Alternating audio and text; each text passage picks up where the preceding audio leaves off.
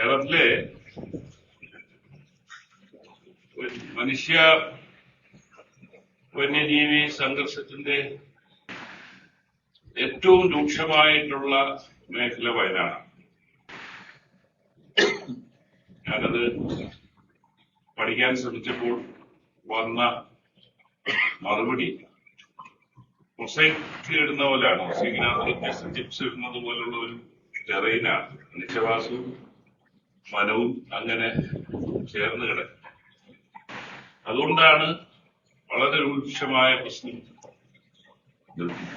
എന്താണല്ലോ ഈ ഗവൺമെന്റ് കയറി ആദ്യം തീരുമാനിച്ചത് വയനാടിന്റെ ക്യാരിയിങ് കപ്പാസിറ്റി. അത് വൈൽഡ് ലൈഫ് ഇൻസ്റ്റിറ്റ്യൂട്ടിനെ അത് ചുമതലപ്പെടുത്തി.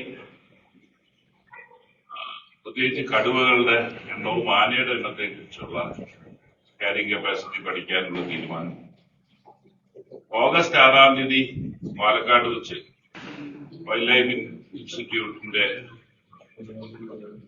മേധാവികളും സയന്റിസ്റ്റുകളും അടക്കം ഇരുന്നുകൊണ്ട് ഈ കാര്യങ്ങളുടെ ആദ്യ ചർച്ച നടക്കുന്നു. ആ ചർച്ചയെ തുടർന്നുള്ള അവര് സ്വീകരിക്കേണ്ട പ്രൊസീജിയേഴ്സും അതിന് എത്ര സമയം എന്നുള്ള അതിന്റെ ടൈം ലൈനും ഓഗസ്റ്റ് 6-ാം തീയതി തീരുമാനിക്കും. ആദ്യമായി അങ്ങനെ ഒരു പഠനം നടത്തുന്നത് വഴി മാത്രമേ നമുക്ക് പല കാര്യങ്ങൾക്കും ഉത്തരം കിട്ടത്തുള്ളൂ. ഗണ്യമായി വർധനവുണ്ട് എന്നുള്ള വാദം ഒരു ഭാഗത്തുള്ളപ്പോൾ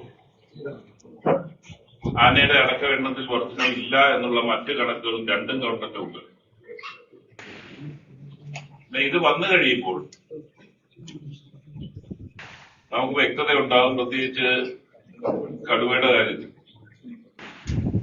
എണ്ണം പെരുകിയിട്ടുണ്ടെങ്കിൽ നമ്മുടെ ക്യാരിയിങ് കപ്പാസിറ്റി അതിനുള്ള ആവശ്യത്തിനുള്ള ഏരിയ സ്ക്വയർ കിലോമീറ്റർ ഇല്ലാത്ത സാഹചര്യം ഉണ്ടെങ്കിൽ ഞങ്ങൾ കേന്ദ്രമന്ത്രിയുമായി കഴിഞ്ഞ മാസം സംസാരിച്ചു.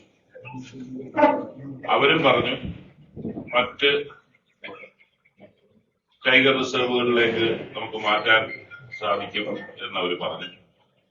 ഇതെല്ലാം ഈ പഠനത്തിന്റെ അടിസ്ഥാനം. എന്താണേലും ഇപ്പോ ഗവൺമെന്റ് ഒരു 100 ദിന പരിപാടി പ്രഖ്യാപിച്ചിട്ടുണ്ട്. അത് വെച്ചുകൊണ്ട് വയനാട്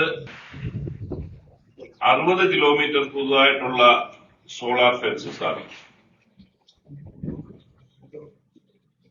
നിലവിലുള്ള 25 കിലോമീറ്റർ സോളാർ ഫെൻസിങ്ങിനുള്ള അറ്റകുറ്റ പണി തീർത്ത് അതും സജ്ജമാണ്.